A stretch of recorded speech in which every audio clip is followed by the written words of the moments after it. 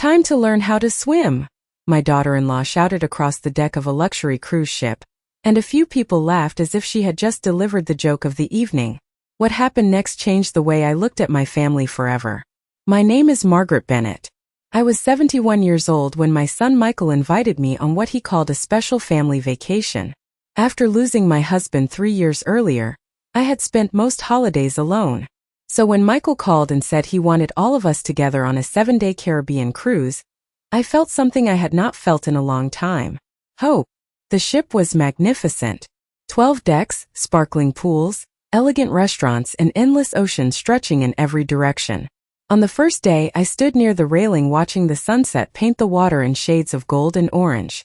Families were taking photographs. Children were running across the deck with melting ice cream cones. It looked like the kind of memory people treasure for a lifetime. Lauren, my daughter-in-law, had been unusually pleasant since the trip began. Normally, she treated me like an obligation, but during the first 2 days she smiled often, asked if I needed anything, and even offered to carry my handbag. The sudden kindness should have made me happy.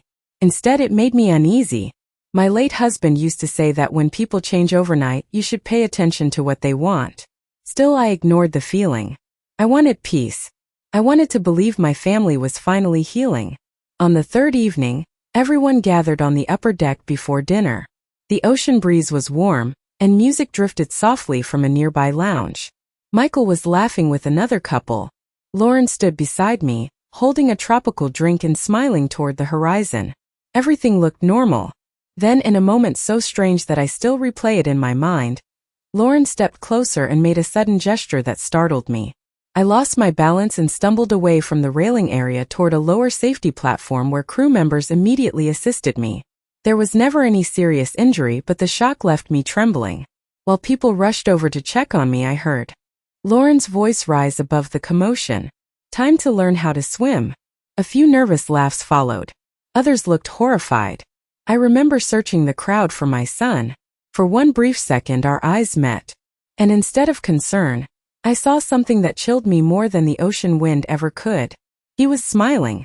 Later that night, lying awake in my cabin, I kept asking myself the same question.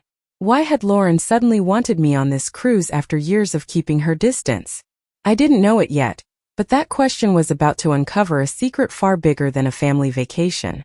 And the worst part of that day had not even happened yet. Sleep never really came that night. I spent hours staring at the ceiling of my cabin while the gentle motion of the ship rocked back and forth beneath me. Every time I closed my eyes, I saw Lauren smile. I heard her voice. I saw Michael standing there without moving. By sunrise, I had convinced myself that maybe I was overthinking everything. People react strangely during unexpected situations. Perhaps I had misunderstood what I saw. Perhaps grief and loneliness had made me too sensitive. That was what I kept telling myself as I walked to the breakfast buffet the next morning. The dining room was crowded with families enjoying fresh fruit, pancakes, and coffee while sunlight poured through the massive windows overlooking the ocean. I spotted Michael and Lauren sitting at a table near the center of the room. Lauren waved cheerfully when she saw me approaching.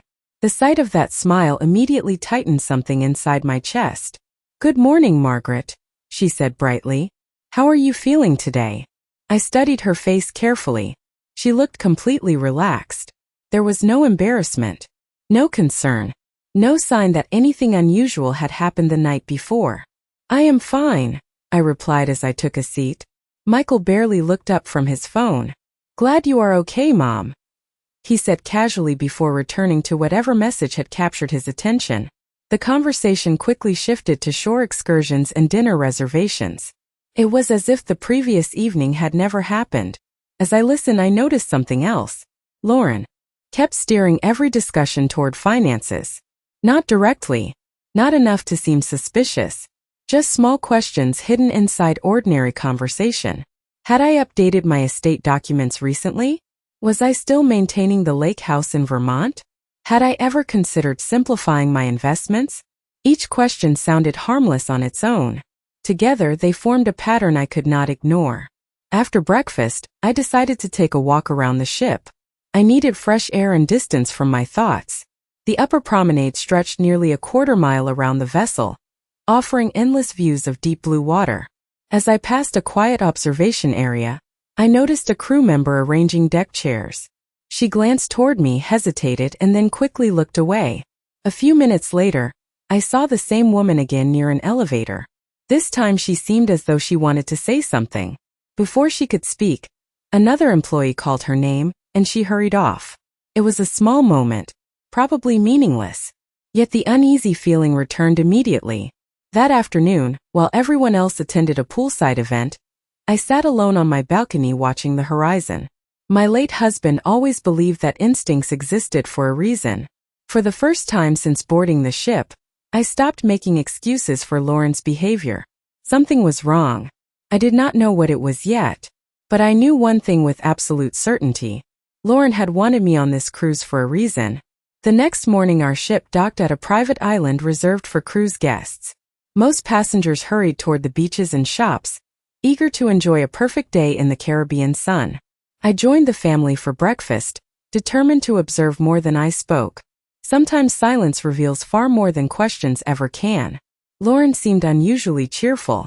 She kept checking her phone and exchanging brief glances with Michael whenever she thought I was not looking. Years ago, I might have dismissed it as nothing. Now every small detail felt important. During breakfast, she casually asked whether I still owned the investment account my husband had opened decades earlier. I smiled politely and told her I had not reviewed my finances in some time. The disappointment that flashed across her face lasted less than a second, but I noticed it. Later that afternoon I returned to the ship earlier than the others. The hallways were quiet, and the gentle hum of the engines echoed through the nearly empty decks. As I approached my cabin, I noticed the same crew member I had seen the day before. She was standing near a service cart, organizing towels.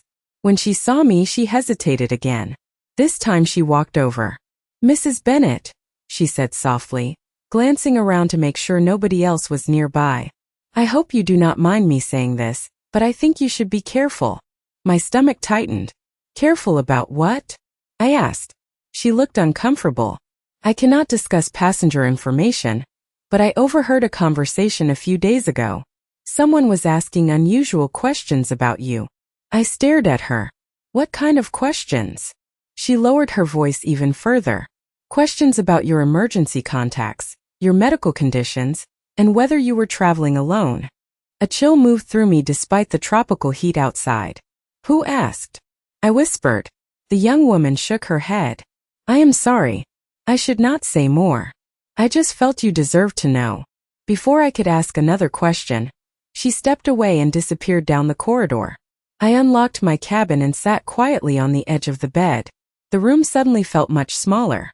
My husband had always trusted his instincts. He often said that when separate pieces of a puzzle begin fitting together, you should not ignore the picture forming in front of you. Lauren's sudden kindness, her questions about money, Michael's strange behavior, and now this conversation. For the first time, I opened the safe inside my cabin and removed a folder I had brought on the trip. Inside were copies of documents related to my estate. I had packed them out of habit before traveling. As I reviewed the pages, one detail stood out immediately. Very few people knew the true value of what I owned. But if someone had recently learned the truth, it would explain everything. That evening I remained in my cabin long after the sun disappeared beyond the horizon. The folder rested on the small desk beside the window while the ocean outside reflected scattered lights from the ship. I had reviewed those documents dozens of times since my husband passed away, but now I examined them through a different lens. My husband, Robert, had always been careful with financial matters. He believed that protecting family meant planning for the future. Years before his death, he created trusts, investment accounts, and legal protections that would keep me secure no matter what happened. At the time, I barely paid attention. I trusted him completely. As I turned the pages, memories surfaced one after another. I remembered Robert sitting at our kitchen table with stacks of paperwork spread before him. I remembered him smiling whenever I told him he worried too much. Most of all, I remembered something he said just months before he died. "Margaret, money does not change people. It reveals them." At the time, I thought he was talking about business partners. Now I wondered if he had been talking about family. The next morning, I joined Michael and Lauren for coffee on an outdoor deck overlooking the water. The atmosphere felt strangely normal. Lauren chatted about future vacations. Michael discussed work projects.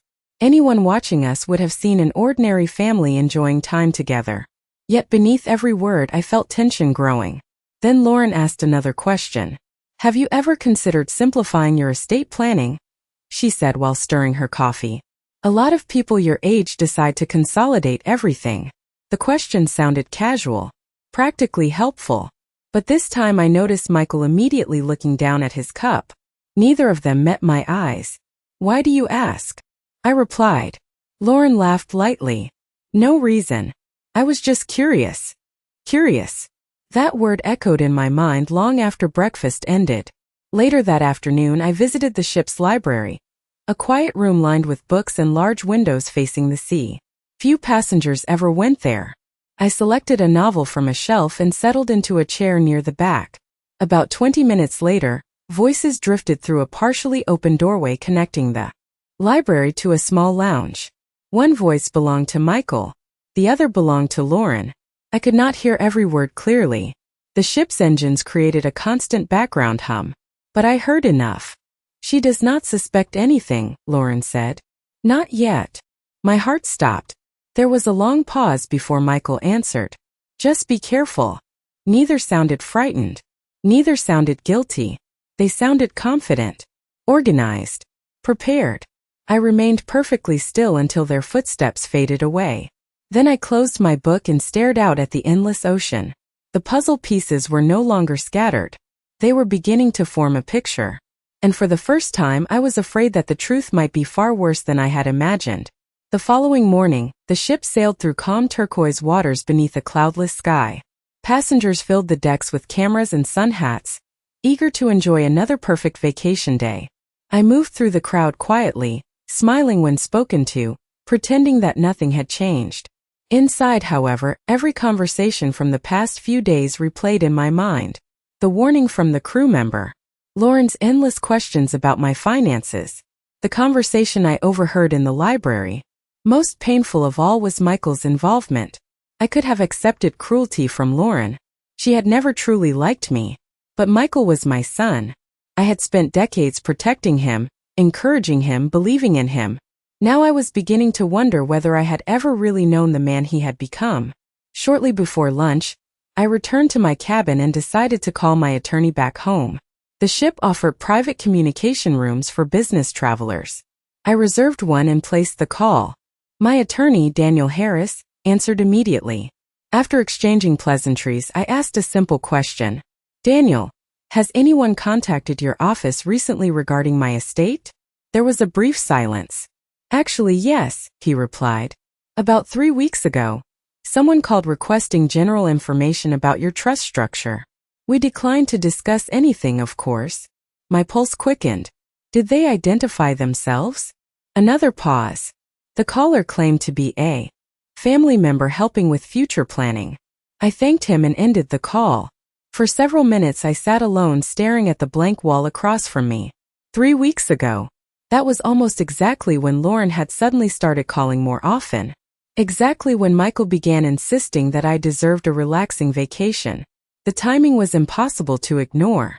That evening the family gathered for a formal dinner in one of the ship's elegant restaurants. Crystal chandeliers reflected soft golden light across white tablecloths. A string quartet played near the entrance. To everyone else it was another beautiful night at sea. To me it felt like sitting inside a carefully staged performance. Lauren was especially cheerful. She complimented my dress. She ordered my favorite dessert without asking. She even raised a toast to family. Watching her, I finally understood something important. Lauren was not nervous. She was confident. Confident people believe they are winning. Confident people stop hiding. As the meal ended, she excused herself to take a phone call and left her purse beside her chair. Normally, I would never touch another person's belongings. But when a folded piece of paper slipped partially out of an outer pocket, my eyes landed on a familiar name. Mine. For a moment I simply stared at it. Then I realized that whatever answers I had been searching for might be sitting only a few feet away. For several long seconds I remained perfectly still. The restaurant buzzed with conversation around me. Glasses clinked and laughter drifted between tables, Yet all I could see was that folded paper peeking from Lauren's purse. My name was clearly visible across the top. I looked toward the entrance where she had disappeared moments earlier. Michael was speaking with another guest at a nearby table and paying no attention to me. Slowly, I reached for my water glass and adjusted my chair. The paper slipped slightly farther out, just enough for me to read a few words. Estate summary, beneficiary review, trust distribution. My pulse quickened. Before I could read anything else, Lauren returned. I immediately looked away and lifted my glass. She smiled as she sat down, completely unaware that I had seen the document. The rest of dinner passed in a blur. I spoke when spoken to. I smiled when expected. Inside, however, my mind was racing. Later that night, I walked alone along one of the quieter decks. The ocean stretched endlessly beneath a sky filled with stars. The cool air helped clear my thoughts. Robert used to tell me that panic never solved anything. Facts did. If Lauren had documents concerning my estate, there was only one logical explanation. She had been gathering information long before this trip began. The next morning brought another surprise. A message appeared on the phone in my cabin requesting that I visit guest services. Curious, I made my way downstairs. When I arrived, the supervisor greeted me warmly and handed me a small envelope. "This was turned in for you, Mrs. Bennett," he explained. Inside was a folded note. There was no signature, only a short message written in careful handwriting. "Be careful who you trust. Someone has been asking questions about your inheritance." I read the note twice, then a third time. The warning confirmed everything my instincts had already been telling me. Someone aboard this ship was interested in far more than a family vacation. As I slipped the note back into the envelope, another memory surfaced. About 6 months earlier, I had received news that my older brother's estate had finally been settled after years of legal delays. The inheritance had significantly increased the value of my assets. Only a handful of people knew the exact details. My attorney, my accountant, and eventually my son. I suddenly remembered the phone call. Michael had sounded shocked when I told him. Not happy, not excited, shocked. Standing there in guest services, the final puzzle piece clicked into place. This trip had never been about bringing the family together. It had started shortly after news of the inheritance became known. And now, for the first time, I believed that Lauren and Michael had invited me aboard for a reason that had nothing to do with love. Once I accepted that possibility, everything around me began to look different. The smiles, the invitations, the carefully chosen words. Stopped seeing a family vacation and started seeing a performance. The following day was the final full day of the cruise. Passengers filled the ship with excitement as preparations began for the farewell gala scheduled that evening. Lauren spent most of the morning moving between shops and lounges, while Michael seemed unusually distracted. Several times I caught him looking at me and then quickly looking away. Years ago, I would have walked over and asked what was wrong. Now I simply observed. Shortly after lunch, I returned to my cabin and found an unexpected message waiting on the phone. The caller had not left a name, only a cabin number and a request to meet privately. My first instinct was to ignore it. Then curiosity won. An hour later, I arrived at the designated location, a quiet observation lounge near the front of the ship. The room was nearly empty. Sitting alone beside a window was a teenage boy I vaguely recognized from around the ship. He stood nervously when I approached. "Mrs. Bennett?" he asked. I nodded. "My name is Ethan. I think I have something you should see." He pulled out his phone and looked around before lowering his voice. "I was recording videos for my social media account a few nights ago. I did not realize what I captured until later." My heartbeat quickened. Ethan opened a video and handed me the phone. The footage showed part of the upper deck during the evening when everything changed. The camera was pointed toward the sunset, but several people appeared in the background. Among them were Lauren and me. There was no audio clear enough to hear conversation. There was no dramatic scene. But one detail immediately stood out. Lauren repeatedly glanced around before moving closer to me. Then she made a sudden motion with her arm. The video ended moments later. Ethan looked uncomfortable. "I showed it to my parents," he said.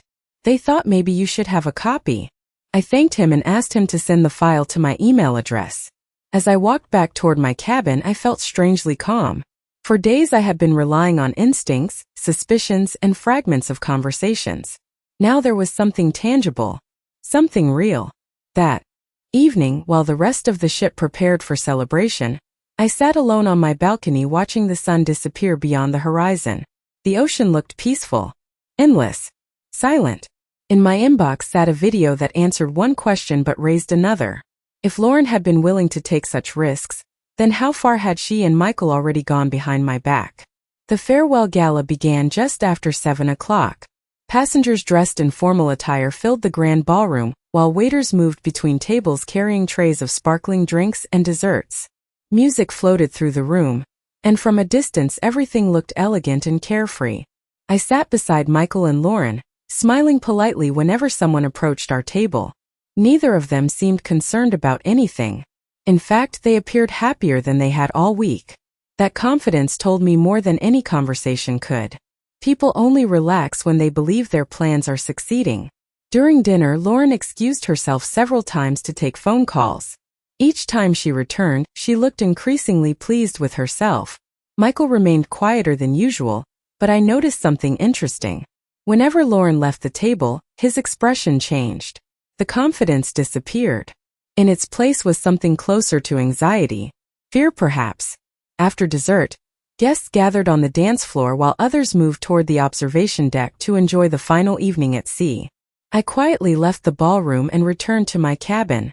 There I opened my laptop and reviewed the video Ethan had sent me. I watched it repeatedly. Each viewing revealed new details. Lauren was not acting impulsively. Her movements appeared deliberate, careful, calculated. Then I noticed something else. A few seconds before approaching me, Lauren briefly looked toward someone standing farther back on the deck. The image was grainy, but the figure looked remarkably similar to Michael. My stomach tightened. I enlarged the frame several times. The picture became blurry, yet the possibility remained impossible to ignore. A few minutes later, my phone rang. It was Daniel Harris. Earlier that afternoon, I had left him a message requesting additional information regarding recent inquiries about my estate. "Margaret," he said immediately, "I found something unusual." I listened carefully. About 2 weeks ago, someone attempted to obtain information from another financial institution connected to your trust. They were denied access, but the request was documented. My grip tightened around the phone. "Do they know who made the request?" I asked. "Not officially," Daniel replied, "but the contact information used on the inquiry belonged to a consulting company." He paused. "The company is registered to Lauren Bennett." For several seconds I said nothing. Outside my balcony doors, the ocean stretched into darkness. Inside my cabin, everything suddenly became clear. The inheritance was the target. Not my house. Not my retirement accounts. Not sentimental family property. The inheritance Robert never knew about. The inheritance that dramatically increased my estate only months earlier. Lauren had been investigating it, tracking it, following it. And if she was willing to go that far, then I suspected this cruise was only one chapter in a much larger plan. The cruise ended 2 days later. When the ship finally returned to Florida, passengers lined the decks taking photographs and exchanging phone numbers with new friends. Around me, people talked about wonderful memories and future vacations. I smiled politely and carried my luggage off the ship beside Michael and Lauren. Neither of them realized that I had stopped being a participant in their story. I had become an observer. During the drive home, Lauren chatted endlessly about how much fun the trip had been. Michael occasionally agreed, but his voice sounded distant. Every now and then I caught him studying me through the rearview mirror. Perhaps he sensed something had changed. Perhaps guilt was finally beginning to surface. I did not know. And at that moment I did not care. The following morning I began making phone calls. First I spoke with Daniel Harris. Then I contacted my accountant. By the end of the day, I had assembled a complete picture of my financial situation. What I learned was both reassuring and disturbing. Lauren had gathered information. She had made inquiries. She had attempted to understand the structure of my estate. But she had never gained direct access. Robert's planning had protected me better than I realized. Still, the pattern was undeniable. Every inquiry pointed toward one goal: money. The inheritance from my brother had attracted attention that should never have existed. A week later, Daniel arranged a private meeting at his office. He presented copies of documented inquiries, dates, and records from financial institutions. Everything was legal. Everything was factual. No speculation. No assumptions. Just evidence. As I reviewed the paperwork, another realization emerged. Most of the inquiries had occurred after Michael learned about the inheritance. Before that, there had been almost nothing. The timeline was impossible to ignore. Leaving the office, I sat in my car for nearly 20 minutes. The pain I felt was not about money. It was about trust. I could survive financial threats. I could survive insults. What hurt was discovering that the people I loved most had looked at me and seen an opportunity instead of a mother. That evening, I made a decision.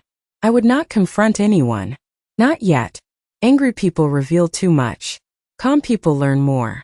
So I continued living normally. I accepted family invitations. I answered phone calls. I smiled during dinners. Meanwhile, Daniel quietly helped me make several changes to my estate plan. Changes that remained completely confidential. Changes that would only become visible at exactly the right moment. A month later, Lauren called with exciting news. She wanted to host a large family gathering at her house. According to her, it was simply a celebration. A chance for everyone to reconnect after the cruise. I agreed immediately, because by then I knew something she did not. The game she believed she was winning was almost over. The gathering took place on a warm Saturday afternoon at Lauren and Michael's house. Cars filled the driveway and lined both sides of the street. Relatives I had not seen in months wandered through the backyard carrying paper plates and cold drinks while children played near the patio. To anyone looking from the outside, it appeared to be a perfect family celebration. Lauren greeted guests with her usual polished smile. She moved effortlessly from conversation to conversation, accepting compliments on the decorations and food. Michael stayed close to her side for most of the afternoon, though I noticed he seemed more tense than he had during the cruise. Every few minutes, his eyes drifted toward me. Each time I smiled warmly and continued chatting with relatives. The more relaxed I appeared, the more nervous he seemed to become. Around 4 o'clock, Lauren raised a glass and thanked everyone for coming. She spoke about family, gratitude, and making memories together. Several people applauded. Others nodded approvingly. Listening to her, I almost admired the performance. If I had not known what I knew, I might have believed every word myself. Later, while guests moved between the backyard and living room, Lauren sat beside me on the patio. "I am so glad we have all become closer recently," she said sweetly. "The cruise really brought everyone together." I looked at her and smiled. "Yes," I replied. "It certainly revealed a lot." For a brief moment, uncertainty crossed her face. Then the smile returned. She assumed I meant something entirely different. That was the advantage of truth. It rarely needed to announce itself. As the afternoon continued, Daniel Harris arrived. Officially, he was there as an old family friend. Several relatives recognized him immediately and welcomed him inside. Lauren seemed surprised to see him but quickly recovered. "What a nice surprise," she said. Daniel smiled politely and shook her hand. Nothing about his expression revealed the purpose of his visit. By early evening, nearly everyone had gathered in the living room. Lauren had arranged a slideshow featuring family photographs from vacations, birthdays, anniversaries, and holidays. A large television dominated one wall, cycling through happy memories. She looked proud as guests settled into their seats. Michael stood near the back of the room, unusually quiet. Daniel took a chair beside me. Then he leaned over and spoke softly enough that only I could hear. "Everything is ready," he said. I nodded once. Across the room, Lauren laughed at something a relative said and lifted her glass. She looked completely confident, completely secure. Watching her, I realized she still believed she controlled the story. She had no idea that within the next few minutes, every carefully constructed illusion was about to begin falling apart. The slideshow continued for several more minutes. Family photographs filled the screen while relatives smiled and pointed at old memories. Lauren stood near the television acting as hostess, accepting compliments and laughing easily. Then Daniel rose from his chair. The room gradually quieted. Most people assumed he wanted to share a story or offer a toast. Instead, he walked calmly to the media console and connected a small device. Lauren looked confused. "Daniel," she asked, "what are you doing?" He turned toward the guests. "Margaret asked me to present something important tonight." A murmur spread through the room. I remained seated. My hands rested quietly in my lap. Across the room, Michael had gone pale. The television screen went dark for a moment. Then a video appeared. It showed part of the upper deck during the cruise. Several relatives immediately recognized the location. Nobody spoke. The footage played silently. Lauren appeared near the railing area. A few seconds later, I entered the frame. Then everyone watched Lauren repeatedly glance around before moving closer to me. The room remained completely silent. When the clip ended, Daniel displayed several enlarged still images taken directly from the video. Every movement became easier to see. Every detail became clearer. Lauren's confident smile disappeared. "This proves nothing," she said quickly. "It is being taken out of context." Daniel nodded politely. "Perhaps," he replied. "That is why there is more." The next screen displayed documented inquiries regarding my estate. Dates, records, financial institutions, contact attempts. Nothing emotional. Nothing exaggerated. Only facts.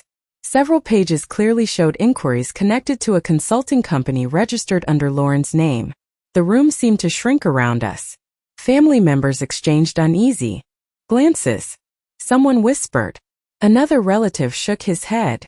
Lauren began speaking rapidly. "I was only trying to help. I was researching options. Michael knew about all of it." The moment those words left her mouth, every eye turned toward my son. Michael stared at the floor. For several long seconds he said nothing. Then he quietly admitted the truth. He knew about the inquiries. He knew Lauren had been investigating my finances. He insisted he never intended harm. He claimed they only wanted information. But the excuses sounded weak even to him. I listened without interrupting. There was no satisfaction in hearing it. No triumph. Only sadness. Eventually, the room fell silent again. Daniel handed me a folder. Inside were copies of my updated estate documents. I stood and looked around at the faces of people I had loved for decades. "I trusted my family," I said softly. "More than money. More than property." That was the part that mattered. Nobody argued. Nobody laughed. For the first time all evening, Lauren had nothing left to say. After that evening, nothing happened all at once. Real life rarely works that way. People imagine dramatic endings filled with shouting and slammed doors. What actually followed was silence. The kind of silence that settles over a room when everyone finally sees the truth and realizes there is nothing left to argue about. I left Lauren's house shortly after Daniel finished speaking. No one tried to stop me. No one followed me to the driveway. I drove home beneath a dark Florida sky and felt something I had not felt in months. Peace. Not happiness. Not victory. Peace. Over the following weeks, several relatives called to apologize. Some admitted they had noticed Lauren's behavior for years, but never wanted to get involved. Others simply said they were sorry they had not paid closer attention. I appreciated the calls, but I no longer needed anyone's approval. The most difficult conversation came from Michael. He arrived at my house one Saturday morning carrying a letter he had written by hand. He looked older than I remembered. Tired. Defeated. We sat on the back porch where Robert and I used to drink coffee together. For a long time neither of us spoke. Finally, Michael handed me the letter. Inside, he admitted that greed had clouded his judgment. He admitted that he ignored warning signs because it was easier than confronting them. Most painfully, he admitted that he had failed me as a son. When I finished reading, I folded the paper carefully and placed it on the table between us. "I love you," I told him. "But trust is not something that repairs itself overnight." Tears filled his eyes. He nodded because he already knew. Before he left, I handed him an envelope of my own. Inside was a copy of a letter I had added to my estate documents. It contained only one sentence. "I spent my life teaching you how to stand on your own feet. Character was the one lesson you had to choose for yourself." He read it quietly, then slipped it into his pocket and walked away. Months later, I sold the lake house and purchased a smaller home near the coast. Every morning I walk along the beach and watch the sunrise over the water. Sometimes I think about the cruise. Sometimes I think about Robert. But mostly I think about how close I came to losing myself while trying to hold on to people who no longer valued me. The inheritance remained protected. My future remained secure. But those were not the most important things I kept. I kept my dignity. I kept my independence. And most importantly, I learned that family is not defined by who expects something from you. Family is defined by who remains beside you when there is nothing left to gain.